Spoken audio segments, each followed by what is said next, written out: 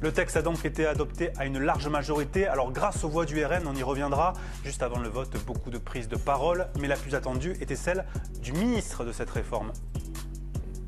La parole est à Monsieur Gérald Darmanin, ministre de l'Intérieur et des Outre-mer.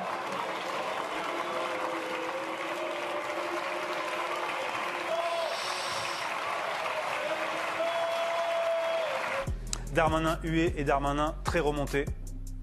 Il n'y a pas d'opposition constructive en France, il n'y a que des opposants qui se détestent entre eux. Vous pouvez m'attaquer comme vous le souhaitez et attaquer comme vous le souhaitez la majorité. Finalement, on n'attaque que ceux qui comptent. Le ministre de l'Intérieur a tenté de convaincre les députés que le texte présenté n'était pas d'extrême droite. À l'écouter, il était presque même d'extrême gauche. Je suis fier d'être le seul ministre de l'Intérieur du seul gouvernement qui mettra dans la loi de la République la régularisation de tous ceux qui n'ont pas de papier, qui travaillent dans notre pays. Et il n'y aura plus d'enfants dans les centres de rétention et il n'y aura pas le resserrement du droit du sol. Bouchez vos oreilles, mais ce texte est le texte qui permet de régler ces problèmes. Puis il a atomisé Marine Le Pen présente face à lui dans l'hémicycle. Madame Le Pen, quand elle fait cocorico, elle pense que le soleil se lève. Madame Le Pen, êtes-vous au courant que vous donnez un titre de séjour à tous ceux qui dénoncent en marchand de sommeil?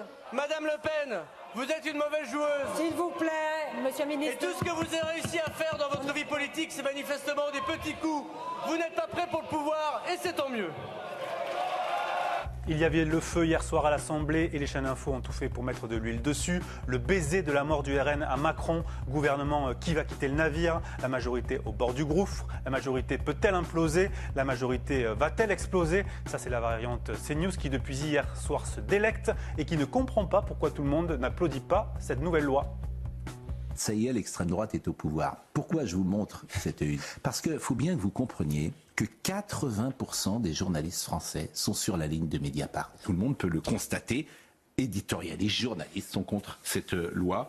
Il ne faut surtout pas gâcher le plaisir de CNews, c'est un peu aussi leur victoire idéologique. Il y a quelque chose qui est insupportable, c'est la morale. Il y en a ras le bol. J'ai entendu la loi de la honte. Mais qui sont-ils? C'est une loi qui est plébiscitée par 80% des gens. Ras le bol.